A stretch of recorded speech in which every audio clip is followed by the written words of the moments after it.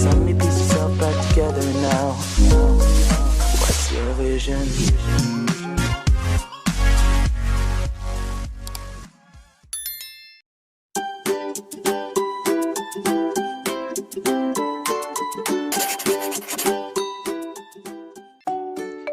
Assalamualaikum warahmatullahi wabarakatuh. Jumpa lagi dengan saya Qobla Harumika di YouTube Qobla Harumika.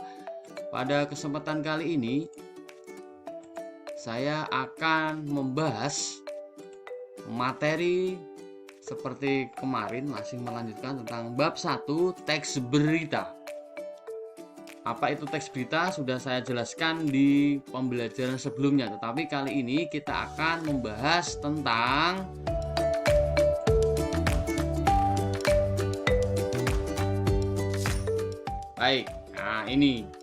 kali ini kita akan membahas, dan tujuan pembelajaran kali ini yang harus kalian kuasai yaitu yang pertama, menentukan struktur teks berita dengan benar.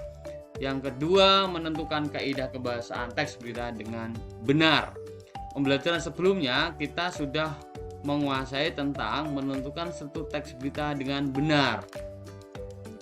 Struktur teks berita dengan benar ya. Kemarin ada judul, ada kepala berita, ada tubuh berita, dan ada ekor berita. Bisa disimak di video sebelum ini ya. Di kesempatan kali ini fokus kita, kalian harus menguasai tentang menentukan kaidah kebahasaan teks berita dengan benar. Jadi fokus kita tentang menentukan kaidah kebahasaan teks berita. Bagaimana cara menentukannya dan apa saja yang harus kita pelajari, kita simak video penjelasan berikut ini.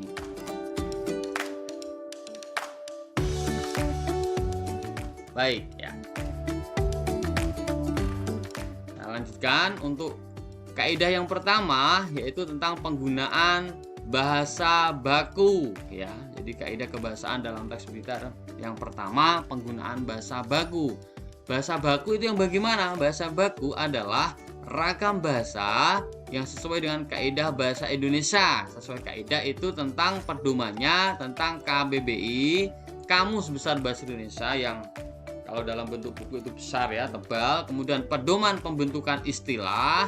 Kemudian ada istilah-istilah ya, ada PUEBI, Pedoman Umum Ejaan Bahasa Indonesia. Nah, buku-buku ini bisa kalian temukan di toko-toko buku atau mungkin di internet ya. Itu seputar tentang bahasa baku. Nah, contoh ini saya berikan contoh bahasa baku dan bahasa tidak baku. Ini yang sering kalian jumpai ya. Oh, ini ternyata ya bahasa baku dan tidak baku ya. Pasti kalian baru tahu ya. Contoh yang pertama ada kata apotek ya. Apotek, yang betul itu apotek, yang tidak benar adalah apotik, ini salah. Kemudian yang kedua jadwal, ini benar. Jadwal salah. Yang ketiga aktif pakai F, ini benar. Yang salah aktif pakai P. Kemudian contoh berikutnya yang sering kalian tulis ya, bus yang benar, bis salah. Kemudian ada fotokopi ya, fotokopi bukan fotocopi ya, salah. Ini yang sering kalian lihat di jalan-jalan, salah ya. Jumat, J-nya kapital, kenapa? Karena untuk nama, hari, bulan ya, nama-nama huruf pertama harus kapital, ini J-nya kapital. Khusus yang lainnya selain nama-nama harus kecil ya, karena kata ya, bukan kalimat. Jumat, nah ini ada seperti yang kalian jumpai, yang sering kalian jumpai, ini salah. Kemudian praktik ya, praktikum ya, betul, bukan praktek, praktekum ya, itu salah ya. Kalian sering melakukan atau mengucapkan praktek, tapi yang betul praktik, praktikum bukan praktekum ya. November, karena ini nama bulan, ini kapital, pakai V ya, bukan pakai P ya. Nah, ini tentang penggunaan kata baku yang benar. Meskipun ada contoh lain seperti kalian mengatakan saya itu baku, kalian sering mengatakan kata gue, lo ya. Ayah itu baku, biasanya ada menggunakan kata bokap ya. Ada kata menemukan, kemudian yang tidak baku adalah nemuin. Nah, itu istilah-istilah lisan, bahasa-bahasa lisan. Bahasa-bahasa lisan ya, itu pasti bahasa yang tidak baku. Ingat itu, bahasa lisan yang sering kalian ucapkan ketemu sama teman-teman itu belum tentu bahasa baku. Jadi bahasa lisan ini ya belum tentu bahasa baku. Tapi rata-rata biasanya menggunakan bahasa yang tidak baku. Sampai di sini jelas ya penggunaan bahasa baku dalam teks berita. Baik, kita lanjutkan. Kaidah kebahasaan yang kedua ya, yaitu kalimat langsung dan tidak langsung. Apa itu kalimat langsung dan tidak langsung? Kita bahas satu-satu ya. Yang pertama ada kalimat langsung. Kalimat langsung itu apa? Merupakan kalimat hasil kutipan dari ucapan seseorang tanpa melalui perantara dan tanpa merubah sedikit pun apa yang ia utarakan. Jadi kalimat langsung itu mengutip langsung ya, tidak menambah sedikit pun ya. Jadi cirinya dari kalimat langsung ini ada menggunakan tanda petik 2. Nah, ini tanda petik, bukan petik 1 ya, tanda petik 2. Nah, kalau ada ini, tanda petik ini pasti kalimat langsung. Kemudian di awal setelah tanda petik ini menggunakan hurufnya huruf kapital. Nah, itu tandanya. Yang paling mencolok adalah menggunakan tanda petik. Kita cek contohnya ya. Contoh 1. Puji akan pulang nanti sore. Agus memberi kabar. Nah, di sini ada tanda petik, kemudian huruf pertama huruf kapital. Contoh kedua, Drina berkata, tanda petik ini huruf kapital ya. Aku mungkin tidak akan pulang malam ini. Besok aku beri kabar lagi ya. Ini adalah ucapannya si Drina. Nah, ini yang namanya kalimat langsung. Ini adalah ucapan dari siapa? Agus. Nah, jadi ada kalau tanda petik itu pasti dalam teks berita adalah kalimat langsung. Jelas ya? Oke. Baik, kita lanjutkan. Yang berikutnya masih kaidah kebahasaan yang kalimat langsung dan tidak langsung. Ini yang kedua adalah kalimat tidak langsung. Itu bagaimana? Kalimat tidak langsung merupakan kalimat yang menceritakan kembali isi atau pokok ucapan yang pernah disampaikan seseorang tanpa perlu mengutip keseluruhan kalimatnya. Jadi sudah berubah.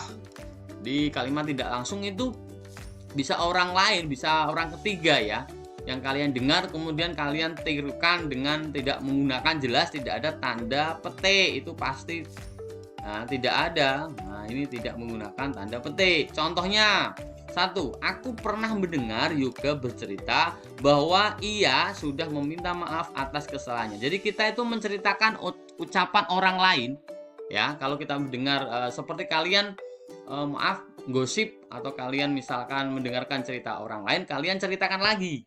Ada kata kunci menggunakan bahwa. Kata gantinya juga berubah. Iya. Nah, jadi seolah-olah kita mendengarkan cerita orang lain terus kita menceritakan kepada orang lain lagi.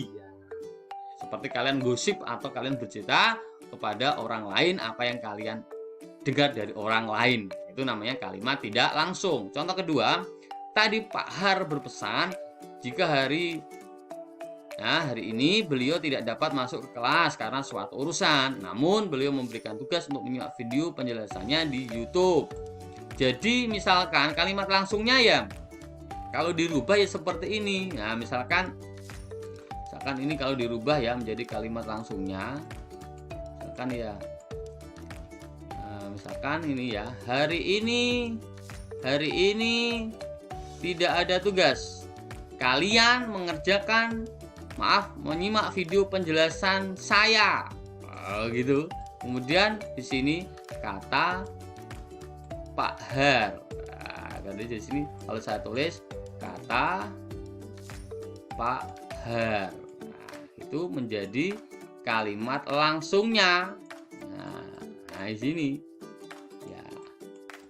Titik, lah di sini koma. Nah, di sini mungkin ada kata-kata hari ini kalian mengerjakan dengan tugas, atau mungkin hari ini kalian menyimak video penjelasan saya. Kata Pak Har, hanya kapital hari ini, huruf pertama setelah tanda petik. Nah, ini bentuk lainnya dari kalimat langsung tadi Nah, ini paham nggak? Jadi kalimat langsung itu kalimat mengutip secara langsung apa yang diucapkan, tidak ditambah-tambahi. Kalau kalimat tidak langsung seperti kalian mendengarkan cerita orang lain kemudian kalian ceritakan ke orang lain lagi. Paham? Oke, baik. Ada kata kunci tadi bahwa. Nah, ini juga menunjukkan kalimat tidak langsung ya. Kata kunci bahwa itu menggunakan tidak langsung. Baik. Kita lanjutkan untuk kaidah kebahasaan teks berita yang nomor 3. Nah, yang nomor 3 apa kaidahnya? Kata kerja mental. Apa itu kata kerja mental? Kata kerja mental atau kata kerja yang terkait dengan kegiatan dari hasil pemikiran. Nah, kata kerja mental. Kata-kata yang dimaksud antara lain berpikir, memahami, suka, cinta, memikirkan, membayangkan, berasumsi, berpraduga, berkesimpulan, beranalogi. Jadi ini kata kerja yang tidak kelihatan fisik tapi dalam bentuk pemikiran ya. Contohnya tadi berpikir itu melakukan sesuatu, memikirkan melakukan sesuatu tapi dalam bentuk pemikiran. Bisa dipahami ya. Beda kalau kata kerja yang bentuk fisik, misalkan menyapu, membaca, mencangkul, nah itu bentuk fisik. Tapi untuk mental itu yang kata kerja yang tidak kelihatan ya. Contohnya, 1, mereka memikirkan, nah ini kata kerjanya, solusi untuk bisa keluar dari peristiwa. 2, saya telah berpikir mengenai peluang karir dan masa depan saya di perguruan tinggi. Saya berasumsi, saya berpraduga bahwa dia yang mencuri. Nah, itu juga merupakan kata kerja mental. Jadi jika kalian menemukan kata-kata yang modelnya ada ini, berarti menunjukkan apa? Kata kerja mental. Paham ya? Baik, yang keempat ya, kaidah kebahasaan teks berita yang keempat adalah keterangan waktu. Nah, pada teks berita ya sudah pasti ada keterangan waktu dan tempat agar berita yang disampaikan dapat dimengerti dengan jelas. Nah, kata ini menjelaskan waktu ketika suatu peristiwa terjadi. Beberapa keterangan waktu yang sering muncul dalam teks berita ya, ada ini kemarin, biasanya, pernah, sering, sejak, sementara, dahulu, keesokan harinya, tadi, terkadang, sekarang, dan selalu. Keterangan waktu beda dengan konjungsi temporal. Konjungsi atau kata hubung, jadi mirip-mirip ya, tapi beda. Contohnya ya, kecelakaan yang menimpanya terjadi pertigaan jalan. Ada tempat dan ada tanggal. Ini juga waktu. 2, Bapak Ahmad meninggal kemarin, lusa, waktu. Nah, keterangan waktu. Bisa dipahami tentang keterangan waktu? Saya yakin pasti bisa ya. Kita lanjutkan. Ya, yang kelima, konjungsi temporal. Nah, ini kata hubung yang menunjukkan urutan waktu, temporal ya. Ini konjungsi waktu ya. Teks berita harus menggunakan kata hubung ini karena waktu merupakan unsur utamanya. Nah, konjungsi temporal ya, gampangnya jika kalian menemukan kata-kata ini pasti konjungsi temporal. Contohnya sesudah, setelah, seraya, waktu, sementara, semenjak, selama, sejak, sedari, sebelum, sambal, ketika, sebelumnya, setelah itu, selanjutnya, sesudahnya, kemudian, lalu. Nah, jika kalian menemukan kata-kata ini, konjungsi temporal. Nah, contohnya, kejadian itu berawal ketika Sinta berkunjung ke rumah pamannya. Ketika, jelas. 2, sedari dulu memang dia sudah menduga kalau dialah yang mencuri sedari dulu. Nah, gimana? Jelas? Jadi kalau ada kata-kata ini, nah ya pasti konjungsi temporal. Oke ya, pasti jelas. Nah, oke, baik. Yang terakhir, kaidah kebahasaan yang terakhir adalah konjungsi bahwa. Contoh, paman mengatakan bahwa kepala Abel Manado sudah pulang. Nah, ada bahwa. Ini sebetulnya mirip dengan apa? Kalimat tidak langsung. Bisa dimengerti ya dari 6 kaidah kebahasaan teks berita yang sudah Pak Oblat sampaikan, dari kata baku, tidak langsung dan langsung, kata kerja mental, keterangan waktu, konjungsi temporal, dan penggunaan kata bahwa ya. Semoga penjelasan ini bermanfaat dan tambah memahami apa yang ada di buku paket dan LKS kalian. Semoga bermanfaat dan assalamualaikum warahmatullahi wabarakatuh.